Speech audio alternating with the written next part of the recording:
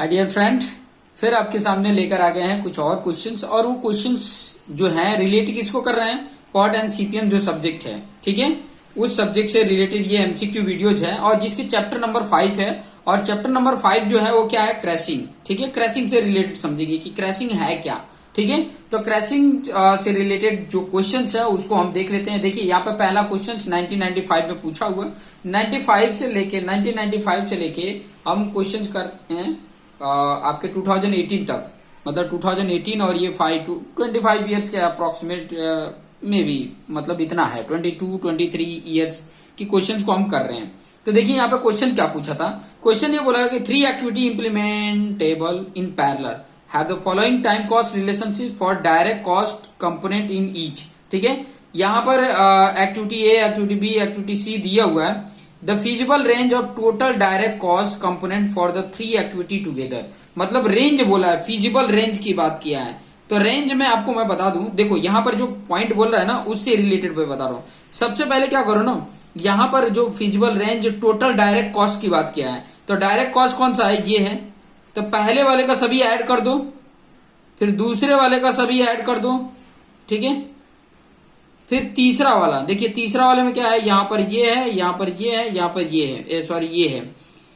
तीनों इसको ऐड किए, इसको ऐड किए, इसको ऐड किए। जो मिनिमम है उसका मिनिमम पॉइंट करिए। इन तीनों को पहले ऐड किए तो कितना है, ये आपका आ रहा है 2500। इनको अगर ऐड कर रहे हैं तो ये कितना आ रहा है, ये अप्रोक्सीमेट आ रहा है आपका 2650 आ रहा है। ये 2500 आ रहा था और ये 2650 आ रहा है। और जब ये लास्ट थर्ड वाला ऐड कर रहे हैं तो ये आपका आ रहा है 2900। तो मिनिमम वाला कौन सा है 2500 और मैक्सिमम कौन सा है 2900। तो कौन सा राइट हो जाएगा, रेंज ये हो जाएगा सी वाला, 2500 to 2900 यूनिट तक। ठीक है, नेक्स्ट रेंज पूछेगा तो इसी तरीके से आप फाइंड आउट कर लेंगे। 98 में क्वेश्चन पूछा है, देखो 96 में नहीं इससे रिलेटेड पूछा था, 98 में पूछा है, मतलब 96 97 में नहीं पूछा था, 2 साल नहीं पूछा था। फिर उसके बाद से देखिए क्वेश्चन पूछा था, क्या पूछा था, consider the following statement, crashing a project in term of its duration would result in. तो किससे रिलेट कर रहा है, crashing project in terms it duration would result, duration के बेस पे बता रहा है। तो ड्यूरेशन के बेस पे जो बता रहा है उसमें कौन से इसमें से करेक्ट होंगे। तो an increase in the direct indirect cost, मतलब इसके ड्यूरेशन के बेस पे क्रैशिंग प्रोजेक्ट की बात कर रहा है, तो इनडायरेक्ट कॉस्ट में इंक्रीज होगा, नहीं इंक्रीज नहीं होगा। इनडायरेक्ट कॉस्ट में डिक्रीज होगा, यस, इनडायरेक्ट कॉस्ट में डिक्रीजिंग आएगा। और डायरेक्ट कॉस्ट में डिक्रीज आएगा, नहीं, अभी देख रहे हैं इनडायरेक्ट कॉस्ट में डिक्रीज हो रहा है और डायरेक्ट कॉस्ट में इंक्रीज होगा। ये चीजें ध्यान रख सकते हैं। क्रैशिंग प्रोजेक्ट अगर ड्यूरेशन के बेस पे अगर देखते हैं तो इनडायरेक्ट कॉस्ट डिक्रीज होता है और डायरेक्ट कॉस्ट क्या होता है, इंक्रीज होता है। तो 2 and 4 कौन बता रहा है, D is the right answer. और 98 में एक और क्वेश्चन पूछा था, 3 नंबर देख सकते हैं, 2 क्वेश्चन पूछे गए थे। In the time cost optimisation using CPM method for network analysis the crashing of the activity along the critical path is done starting with the activity having. तो यहाँ पर जो पॉइंट है जो बोल रहा है, यहाँ पर इसके करेक्ट आंसर क्या हो सकते हैं, तो वो हो सकता है लिस्ट कॉस्ट स्लोप, ये ध्यान रखेंगे। ठीक है, जो पॉइंट ये समझाना चाहता है इसका करेक्ट आंसर है list cost slope. 4th question देख सकते हैं, 4th क्वेश्चन क्या है, ठीक है, 1999 में पूछा था, 98 के बाद 99 में पूछा था, मतलब कंटिन्यूस आ रहा था। 98 के बाद 99 में एक क्वेश्चन पूछे थे। देखिए यहाँ पे activity P is follow as the activity Q which in the turn is followed by the activity are.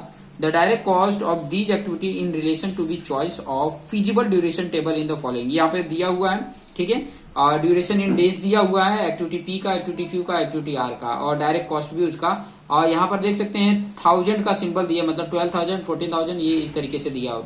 For all 3 activity together taken together the minimum possible direct cost for a total duration of 21 days will be. तो यहाँ पर जब find out करोगे ना, तो सबसे पहले देखो यहाँ पर देख सकते हैं ड्यूरेशन, पहले का देखिए 7 और प्लस 8 15 और 15 और 9 कितने हो जाएगा, 15 और 9 करते हैं तो आपका 24 हो जाता है। ठीक है, 24 डेज हो रहे हैं, पहले एक्टिविटी को अगर ऐड कर रहे हैं तो 24 हो रहा है। अब यहाँ पे ध्यान दीजिए, इनके अगर कॉस्ट देखेंगे तो 12,000, फिर बाद में 20,000 और ये 40,000, इन सभी को अगर ऐड करते हैं तो 72,000 होता है। ठीक है, अब देखिए 24,000 तक, 24 डेज तक अगर पहला का लिए, इसका पहला लिए, ठीक है, तो उसी तरह से कम करते जाइए। 24 में एक कम करते हैं तो 2000 बढ़ जाएगा। ठीक है, जिस तरीके से यहाँ पे बोला है, क्या बोला है, activity P is followed activity Q which in the turns in is followed by activity R. ठीक है, the direct cost is these activity in relation with the choice of feasibility duration. तो यहाँ पर उसी तरीके से एक्टिविटीज में देखेंगे तो आपको आइडियाज मिल जाएगा। तो 21 डेज है ना, तो 24 से दो 23 फिर 22 फिर 21, मतलब तो पहले वाले में 2000 माइनस करेंगे, प्लस करते जाएंगे, फिर एक कम करेंगे डेज तो 2000 ऐड कर देंगे, फिर एक कम करेंगे तो 1000 मतलब ऐड कर देंगे। तो टोटल अगर ऐड करते हैं तो ये आ जाता है आपका 77,000। पहले बार में तो 72 आ रहा है, फिर पहला एक दिन कम किए तो उसमें 2000 ऐड होगा, फिर 1000, फिर 1000, मतलब 4000 ऐड हो रहा है। ठीक है, पहले में 2000 ऐड हुआ था, फिर दूसरे में भी 1000, फिर बाद में 2000 मतलब ऐड हुए थे, तो 77,000 हो गए थे। ये चीजें देख सकते हैं। नेक्स्ट है असर्शंस और रीजन से रिलेटेड है। तो असर्शंस और रीजन से रिलेटेड आपको देख लेते हैं क्या बोला। Project time cost schedules always show decreasing overall cost for decreasing overall project duration. ठीक है, प्रोजेक्ट ड्यूरेशन जैसे डिक्रीज होता है उसके लिए ओवरऑल कॉस्ट भी डिक्रीज हो जाता है। नहीं भाई, ये उल्टा बोल रहा है। अगर ओवरऑल प्रोजेक्ट का कॉस्ट डिक्रीज होगा तो मतलब ड्यूरेशन अगर कम हो जाता है तो इसका ओवरऑल कॉस्ट क्या हो जाता है, इंक्रीज कर जाएगा। तो यहाँ पर जो प्रोजेक्ट टाइम कॉस्ट शेड्यूल जो बताया है उसके बेस पे ये स्टेटमेंट गलत है, और ये अगर राइट भी हो रहा है तो ये डी ऑप्शन आ जाएगा। ये चीजें आप देख सकते हैं। ठीक है, नेक्स्ट क्वेश्चन पे आ जाते हैं। नेक्स्ट क्वेश्चन यहाँ पे 6 नंबर का दिया हुआ है। 6 नंबर क्वेश्चन को भी देख लेते हैं ध्यान से। क्या बोला, और certain type of resources can be deployed in a variable strength during part of the duration of an activity. The following are the data in this context. तो क्या है डेटा, देख सकते हैं 4 दिए हुए हैं। इनमें बताना है कि for developing the CPM network involve this activity there in the duration of this activity will be consider.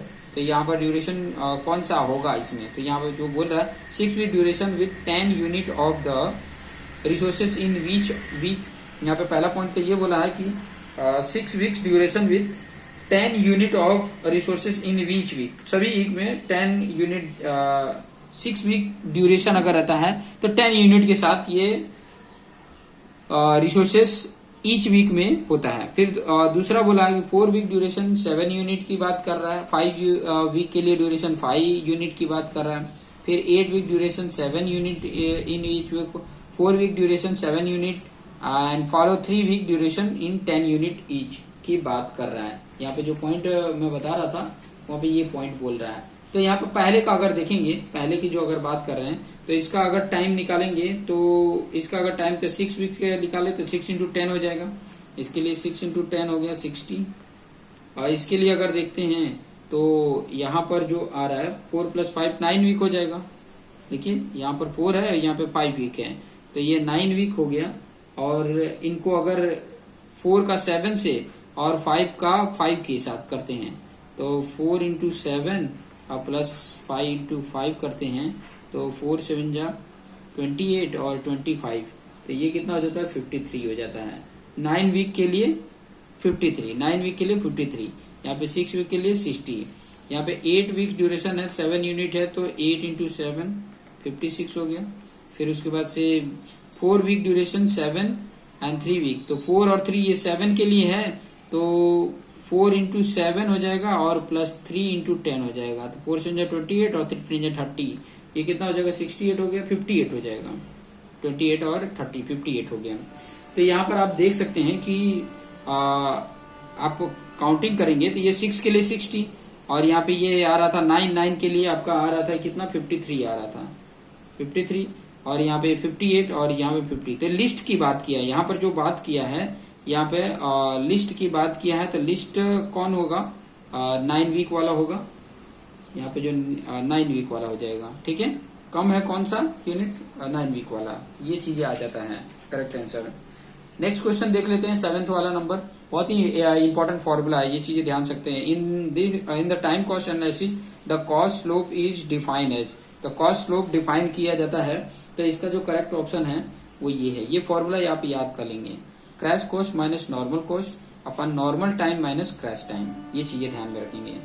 Cost वाला ऊपर रहता है और टाइम नीचे रहता है, जिसमें क्रैश पहले रहता है, नॉर्मल कॉस्ट बाद में रहता है, और इसमें नॉर्मल टाइम पहले रहता है, नॉर्मल कॉस्ट, क्योंकि वैल्यू ज्यादा होती है, इसीलिए इस तरीके से ये याद कर सकते हैं। 8 नंबर का क्वेश्चन देख सकते हैं। 8 नंबर का क्वेश्चन बोला है the optimum duration is, optimum duration की बात किया है, तो इसमें ऑप्टिमम ड्यूरेशन से रिलेटेड क्या है, the summation of normal duration of each activity in the project, नहीं, summation of the normal duration of the activity on critical path, नहीं, 1 which gives the minimum total cost for completing the project, ये वाला right हो सकता है। And यहाँ पर एक डी ऑप्शन दिया है summation of crash cost of activity on critical path, ये भी नहीं है, तो यहाँ पे सी ऑप्शन राइट होता है। 9th नंबर का क्वेश्चन देख लेते हैं। In order to investigate a method of least cost scheduling which of the following assumptions are made, कौन सा 3 एजम्पशन दिए गए हैं, इनमें से कौन सा एजम्पशंस हम लेते हैं, ठीक है, तो यहाँ पर बताना है। तो पहला जो बोला है वो क्या बोला है, the plan duration of an activity can be any whole day value between the normal and crash duration, सही है। The direct cost of an activity is linear between normal and crash direct cost, ये भी सही है। The overhead cost is linear during the entire project, ये भी सही है। तो 1 2 3 कौन बता रहा है, D is the right answer. Okay, next 10 number का असर्शंस और रीजन से रिलेटेड है, तो उसको भी देख लेते हैं। क्या बोला, when attempting resources optimisation activity time cost trade off information could be gainfully employed, सही है। Generally as activity time is extend beyond the minimum cost duration splitting of the activity duration is always possible, ये भी सही है, लेकिन reason perfect नहीं दे रहा है, इसलिए बी ऑप्शन राइट होगा, ठीक है। नेक्स्ट 11 नंबर का 2003 में क्वेश्चन पूछा है, और इसमें देखेंगे तो ये दोनों तो ये सेम है, ठीक है। कॉस्ट स्लोप यहाँ पे भी पूछा था, यहाँ पर भी कॉस्ट स्लोप पूछा था, तो यहाँ पर तो रिपीटेड क्वेश्चन है, बस यहाँ पर उसका फुल फॉर्म लिखा है, यहाँ पर उसका शॉर्ट फॉर्म में लिखा है। तो आप यहाँ पर देख सकते हैं crash cost minus normal cost, तो crash cost minus normal cost, पहले सीसी होगा फिर सीएन होगा, सीसी माइनस सीएन और टीएन माइनस टीसी, ये सही है, B is the right answer. 11 का आपका बी राइट है, ठीक है, बी राइट है। उसके बाद से नेक्स्ट क्वेश्चन पे आ जाते हैं। Next question